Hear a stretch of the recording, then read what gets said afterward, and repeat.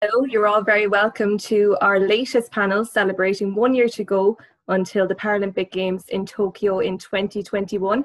Today's panel is focused on the high performance aspect of para sport, and I'm delighted to be joined by Dave Malone, who is the High Performance Director of Paralympics Ireland.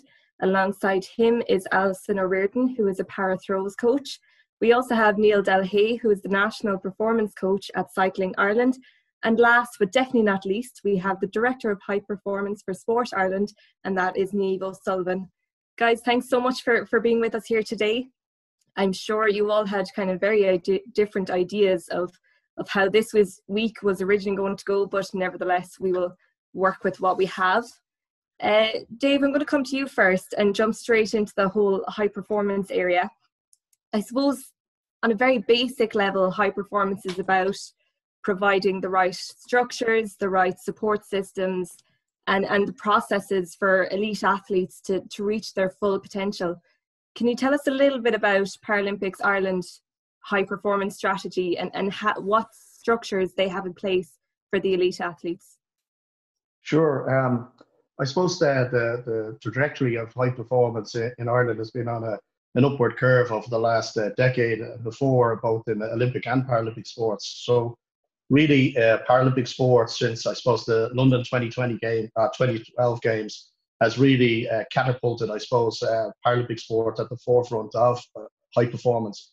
So really, it was incumbent on us to actually put together, I suppose, the strategy, taking on board all of the key stakeholders within our organisation, all the national governing bodies, Sport Ireland, and ultimately all the athletes and coaches, to basically put a framework in place that can help to develop Paralympic sport in Ireland and ultimately to support our athletes and our coaches onto the world stage.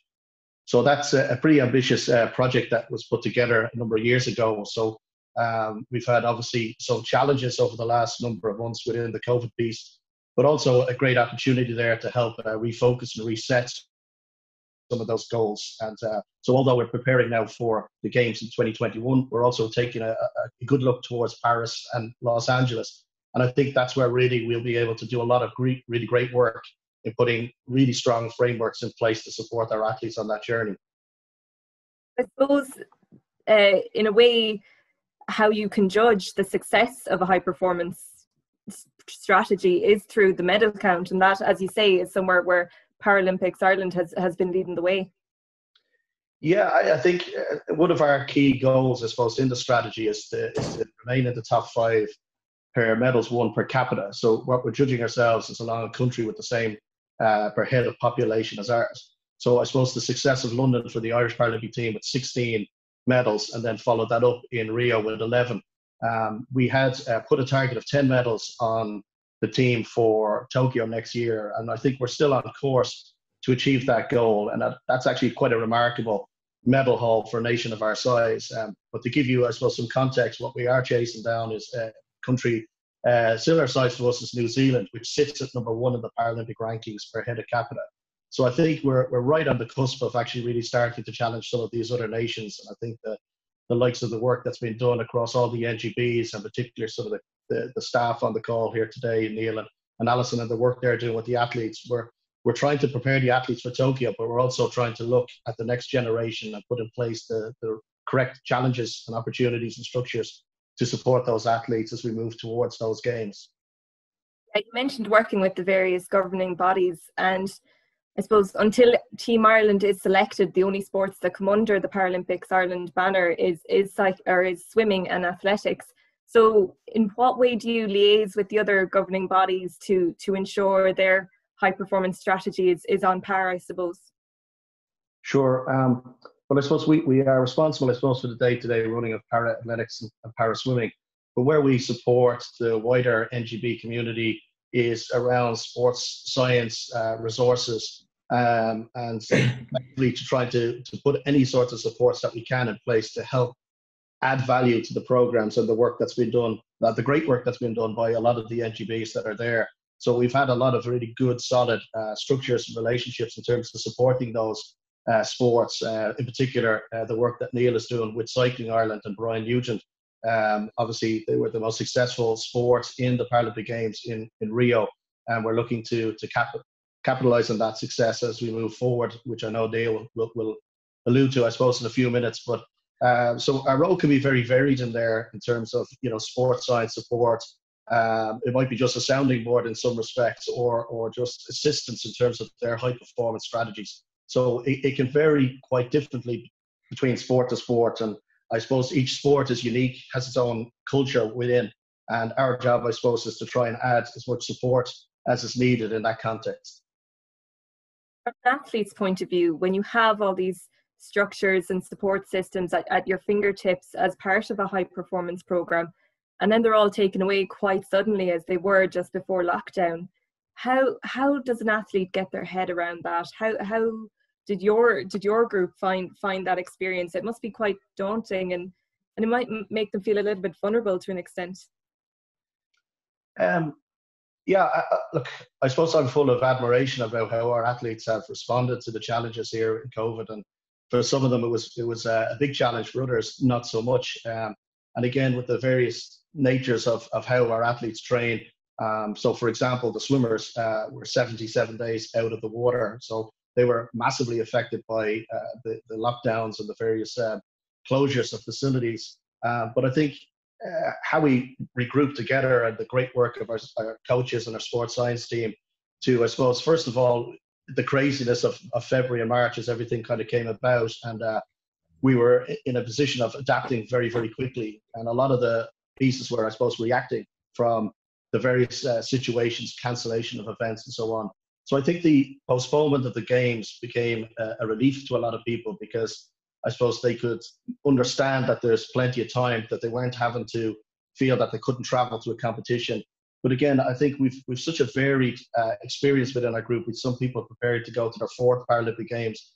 Other athletes were preparing for their first. And what I took great heart, I suppose, out of was the more senior athletes with experience, sharing and supporting, particularly with the younger athletes as they're coming through.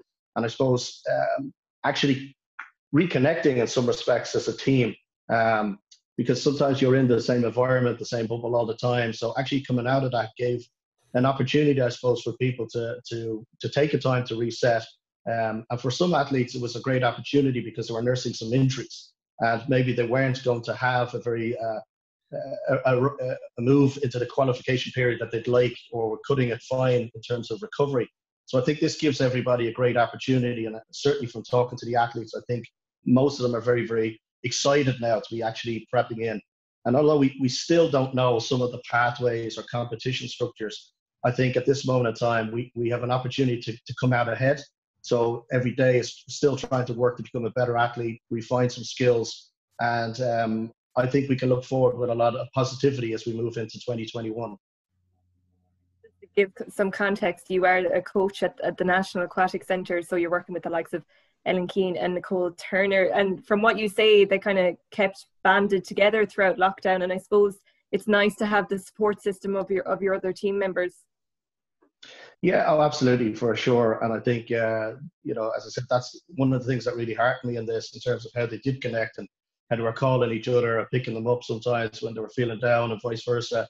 And the other piece for me is a collaboration in other ways. For example, I was on the phone to Niamh, how do I create a turbo session for some of the athletes, on the hand cycle, and, really pushing the boundaries for me as a coach, and trying to learn from some of my colleagues and peers in that, and actually mapping out. So that was one of the areas that I thought was, a benefit of, I suppose, of the COVID is, again, pushing yourself into an area that's uncomfortable as a coach, and finding new ways to adapt to support the athletes. So I think that was a great opportunity, and I've certainly learned a lot over the last 6 months.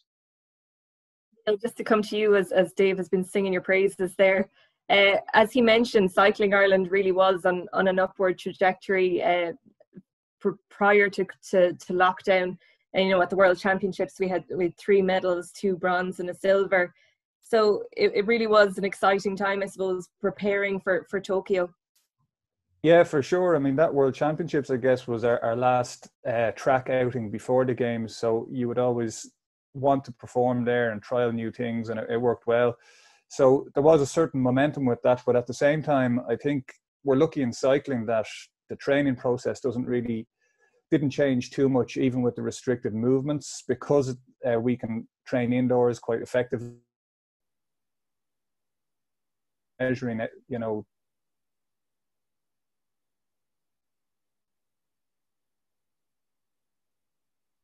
Most of the guys on the team, guys and girls on the team, really took it as an opportunity to work harder and just develop themselves more as athletes, and looked at it as another year to get stronger. But like Dave said, we've a mixed bag in terms of very experienced athletes, and then some that would be brand new to the games. So there are people at different stages in their careers, and sometimes that can be a little bit trickier depending on your level of experience and what you're looking for out of the games. So we will have riders going there to medal 100%. We'll have others that will be going more so to gain experience for Paris or for LA. So the impact of that, of the lockdown on those, has been a little bit different and managed a little bit differently by us and by themselves. But I think fair to say that everyone did pull together really effectively. And I'd echo what Dave says, that I found we had a really good team atmosphere, I guess. We would have conducted weekly regular team meetings. Everyone pulled together on the Zoom calls, and I think there was a good support through that communication. And although we're used to everyone being in remote locations, people live in different parts of the country, just one or two that live abroad. So having those weekly get-togethers actually improved communication a lot. And from my point of view, because I wasn't traveling so much, or maybe as involved in some of the other aspects of the job that are essential when you're traveling from event to event, it enabled me to improve my own communication channels with a lot of the athletes. And that's been really effective. We've actually dialed into a lot of detail around individual physiology and performance and those kind of aspects, which you don't always have as much time as you'd like to get into with individuals. So I think overall we've come out of lockdown in a good place. I think everyone is still super motivated, and we've been lucky domestically. There has been some competition outlets for us to train for. So I think cycling as a sport probably hasn't taken as much of a hit as others, and I definitely empathise with Dave. 77 days out of the pool would have been pretty hard for a swimmer, but there wasn't any days that our guys weren't able to get on their bikes. In a way, lockdown was important so you could focus on other aspects, bar the physical training. You could focus on the psychological side of things, and I suppose in a way it was great for mentally building yourself up. Yeah, I think that side of it, I think, is always important, but the psychological aspect, I think, was just the resilience to train. I mean, cycling is definitely a sport, all endurance sports, I suppose. You get a lot of value for volume and time put in. Life simplified a lot during lockdown, so people's psychology was different. We're very used to traveling to races, to camps, looking to perform, looking to get results, to qualify for the games. There's that kind of ongoing pressure, and it can be quite hectic. But having things simplified to the extent that your movements were limited, your routine was well established, you didn't have distractions off the bike to the same degree, just meant that people could actually put in a lot more training in most cases, recover a lot better, and actually push out the boundary to see what they could physiologically achieve and where they could get to. And that was a very interesting process, and it has shone a light on a number of areas where we're going to carry over what we've learned into next year for sure, because I think some people surprised themselves with the level of fitness they were able to generate when they did keep things as simple as that and they put in a little bit more work. So yeah, I won't be expecting any less fitness next year, so that's the only thing that'll be worked harder again, but it has been insightful for sure. One thing that really interests me about the cycling training during lockdown is, how did you cope with the tandem cycling? Because you can't maintain social distancing there. So how did that one work? No, that is, and even now, that's like we have developed with Sport Ireland a tandem protocol, if you like, and it's quite strict around what the riders need to do, and it is based really on pairings, working together, stable pairings. So there's just two people to consider rather than mixing pairings up. But during lockdown, most of our pairings couldn't work together, is the truth of it. Katie and Eve were in a position to, because Katie had just come to Ireland for a training camp prior to everything shutting down, and they were in the same house, so they actually had a really positive training experience during lockdown. But for the majority of the tandem pilots, they were just training solo. They were training on their solo bikes or on their indoor trainers. So it wasn't possible for them to get together. You can't socially distance on a tandem. You're dead right. No. Alison, I imagine there must have been a lot of challenges as well with throw sports to overcome during lockdown and modifying your training regime. How did that work with the likes of the discus and the shot put? Yeah, there were some challenges. Probably the biggest challenge for me was that I hadn't been on board all that long before lockdown. And one of the key things that I wanted to develop was that athlete-coach relationship. And then all of a sudden I can't even meet with them. So that was probably one of the key challenges. I've found that lockdown and the way that we communicate now has actually just extended my toolkit for coaching. It's meant that my communication skills have had to improve because I can't physically be there to demonstrate a position or whatever. I also feel that I've made contact and had actually more contact time with a lot of the athletes and their home-based coaches. One of the first things I did really early on was bring all the personal coaches together in a coaches forum, and we had discussion around making sure we all had consistent goals for next year and how we could develop athlete coach relationships in a different environment. And it meant that I had everybody on the same page right from the start, so in a way that made things easier. And then I was able to pop in and out of people's training sessions with their home-based coaches on a weekly basis, which I probably would never have done if lockdown hadn't happened. So there's been some really good parts of that. I've taken over the full-time coaching of one of the throwers, so I'm with her 3 times a week in her home-based environment, and we're doing coaching sessions via Zoom. And I will record every session, then we conduct an analysis, a technical analysis after, then we come together and talk through it. So it isn't too much difference. One of the differences is that I've got a biomechanical background and I really like video and providing feedback through video, so I wouldn't have that real-time video. So then I'd just take my phone and then I'd be videoing my screen, so I'd have the real time, and then I could do real-time video as well. So what I found is my toolkit is expanded, and I think athletes' toolkits have expanded as well, and it's meant that they're not so reliant on that face-to-face contact, or even from a medical perspective. They don't have to go and see the physio.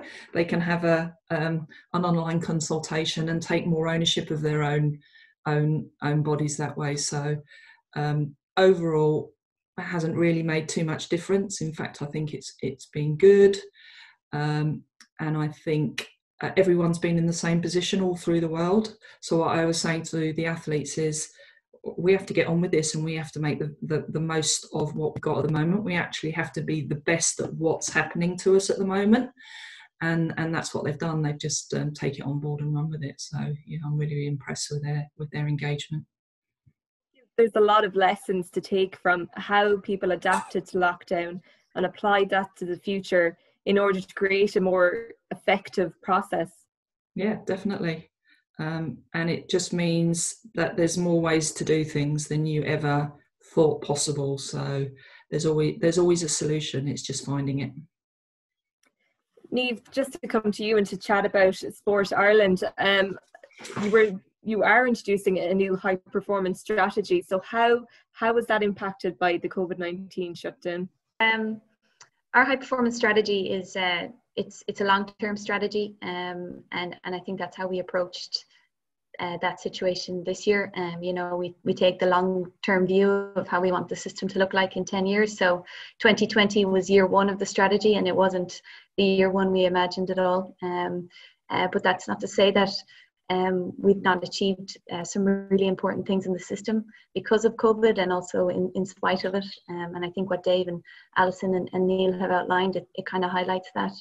So the strategy will be launched this year by our new department and Minister Catherine Murphy. So we're looking forward to that. But I suppose the content of the strategy has been shared with the high performance community. So they're very much aware of where we're hoping to take the system, and that's really only achieved through the national governing bodies. So collaboration is obviously incredibly important. It's been an unprecedented time for all athletes across the board, all coaches, all stakeholders involved. You know, and it's been tough for not just their physical well-being, but their mental well-being. There's no right way to navigate your way through this whole area. But how have Sport Ireland been providing help and structure to these athletes? Yeah, as you say, there's no blueprint for how we should approach this. So I think the central pillar of how we approach this is that the athletes are catered for as best as possible, and that we look after them first and foremost. So initially in March, when things started shutting down, competitions started to get cancelled, and then the Olympic Games were confirmed to be postponed. We moved to give some certainty in a time where there really wasn't much. So we gave a commitment of funding to 2021 to those high performance athletes. And that just took away the concern that they wouldn't have those competitions to achieve that criteria, and just gave them the breathing space to take a step back, not take unnecessary risks in terms of training to try and potentially go to a competition which hadn't yet been cancelled or not, and just do the right thing, along with the public health advice. So that was our first step. And then the Sport Ireland Institute were very active in the space of looking after athletes and partnering with the performance directors and coaches. And they arranged for athletes to have access to gym equipment in their home base. So all of that was arranged, and athletes felt I would hope they felt very cared for, and that they could adapt their plans to maintain some level of training. And now, as we've emerged, we established a Return to Sport expert group. So we've tried to give some assurances to the sporting community that we can do this, we can reactivate sport, and we can do it well and safely. So that expert group is a number of medical experts on it, and they provide that medical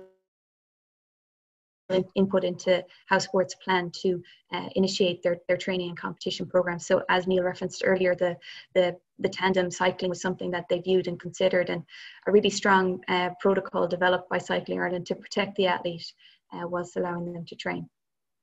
Imagine the whole area of return to sport is a process, day by day, take it day by day and kind of react as it goes along. What's the response been like to those protocols put in place? Sports have been excellent.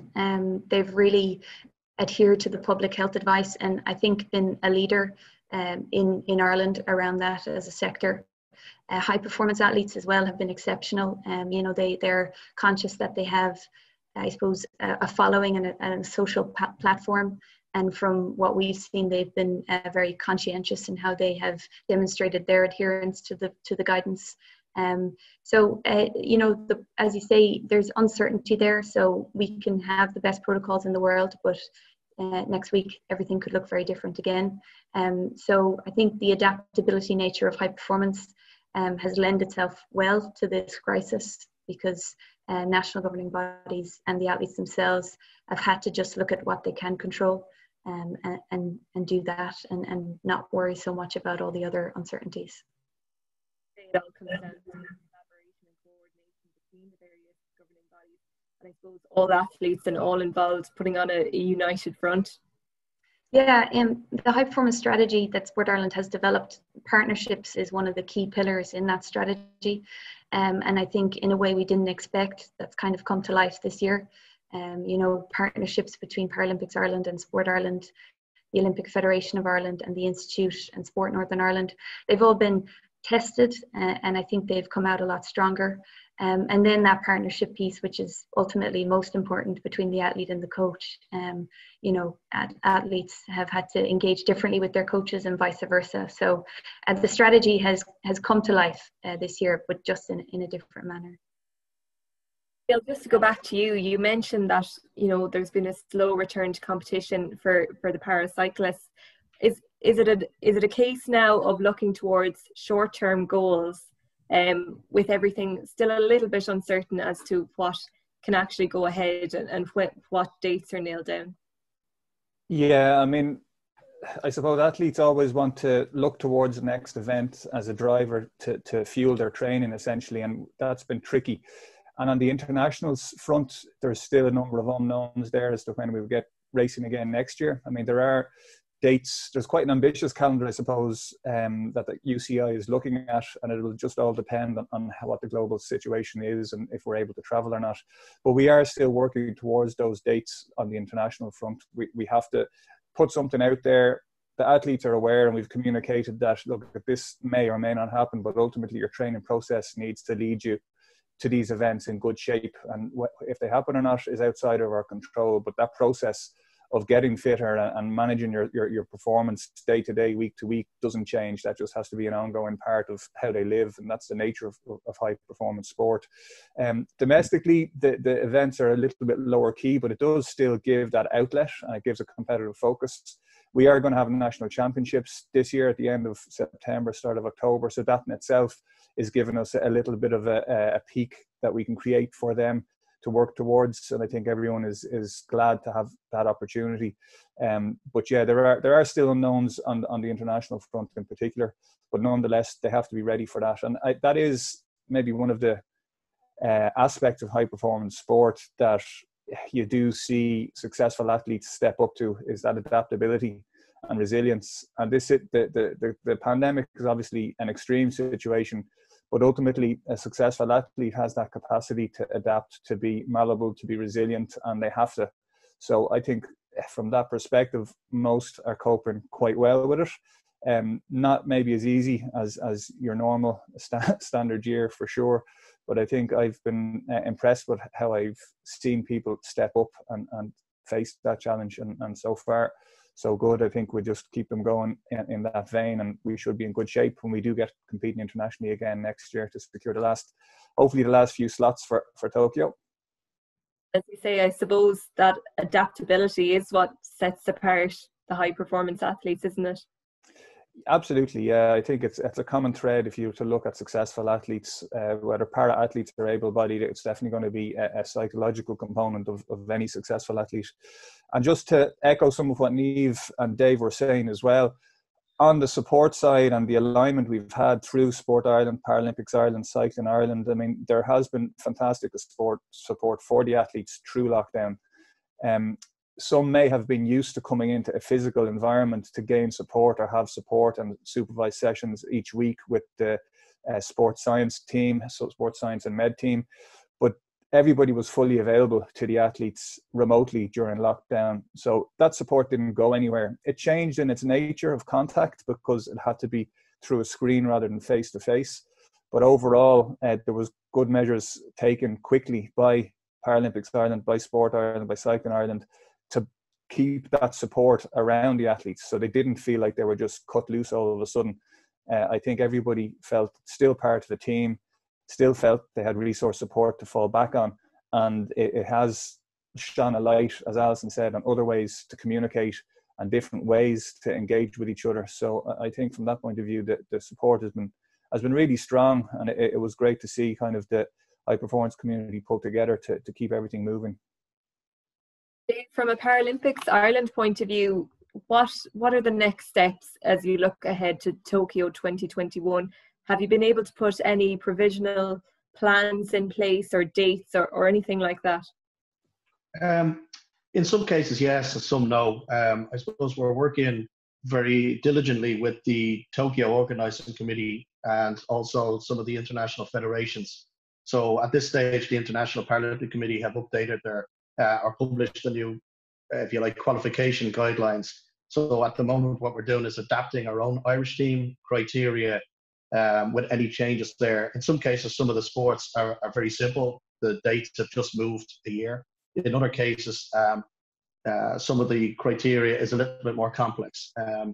And I think some of the unknowns there are some of the competitions that would have been maybe key tournaments at last chance. And at this moment in time, it's unknown when those tournaments may take place. So I think we can put a lot of pieces in place already because of the work that was done prior to the COVID scenario.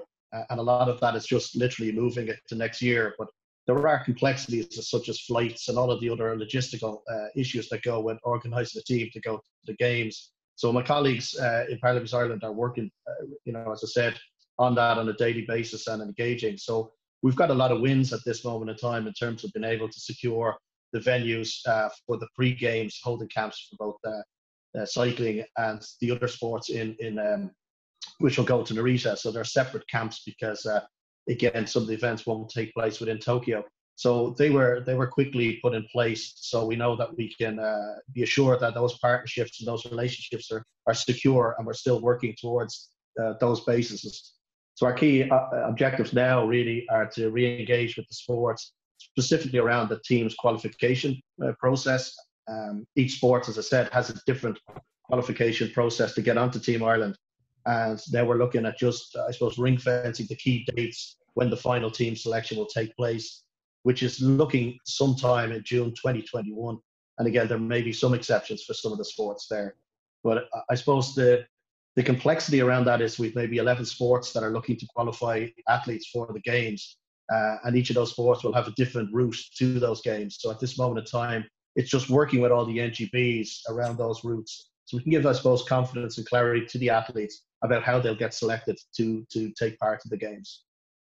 I suppose for the athletes themselves, with 2021 in mind, it must give a renewed sense of competitiveness and excitement as they're starting from scratch to a certain extent, and they have more opportunities now to improve and to get those coveted spots on Team Ireland. Yeah, sure, I suppose. It's like everything else, because it's a 1 year to go. There's been a lot of interest and media attention and so on over the last number of weeks. And I think it kind of resets that focus, as I said, in terms of the games happening next year. And I think, as we've alluded to already in the call, our athletes are working hard to be better at what they do. And we're learning as a team how to support them at this moment in time towards the games next year. And I suppose this is a very different time for all of us, because we're not only now training for 2021 Tokyo, but we're also now putting the platforms in place for Paris. So it's new to most of us here, although we're always trying to develop athletes. It's kind of a new challenge now to nearly prepare for 2 game cycles within one. But I think it's something that we're all, as performance leads, we're used to, I suppose, the constant challenges that are thrown, and it's how we respond to them that will make the difference. Just at a final point before we wrap up, obviously with the loss of the Paralympic Games in 2020, it's a huge loss of exposure for the sport as well and for the athletes. But a way that has been made up is through the release of the Rising Phoenix documentary on Netflix, which was released last month. There's a line in the trailer, and it says lives are being changed on the track, but also in the stands. And I think that's a lovely way to sum up what Paralympics means to a lot of people, that they're young people or people whose lives have taken a dramatic change, and they're watching these people with disabilities not holding back, and they're giving everything, and they're achieving their goals. I don't know, have any of you had a chance to see it? Niamh, I think you said you had watched it. Yeah, I saw it recently. I think it's definitely well put together. I'd strongly recommend it. They featured a few athletes who have very interesting stories, but to be honest, there's any number they could have chosen, because every para athlete will have a story behind them that's intriguing. And sometimes you're only scratching the surface, and when you really ask the questions, it's amazing what's there. And I just have such admiration for para athletes in terms of the resilience again and the strength and determination they show, because some of the disabilities or the impairments that are acquired, or perhaps even from birth, that they're living with, and not letting that hold them back at all for a moment. And it's very impressive sometimes when you see what they can actually do in their sport. I mean, in a cycling context, there's riders there that have one arm and one leg, that are cycling at speeds that I'd be lucky to get up to in full sprint. And you kind of take it for granted when you're in that environment that this is going on. But when you take a step back sometimes and you look at it, and you can only have nothing but admiration for just how skillful and committed they are to get to that level in their sport. So yeah, it's a great documentary. I think it's a nice little expose of para sport, and I think it's nice. The timing of it has been good, because there has been a loss of exposure due to the games not happening, but that's kind of sparked a bit of an interest again and reminded people what it's all about. I think that's a lovely way to wrap it up. My thanks to Niamh, to Dave, to Alison and to Neil. Hopefully the next time we speak, we'll be looking forward to a very prosperous games for Team Ireland. Thanks to you all. Thank you. Thank you. Thank you.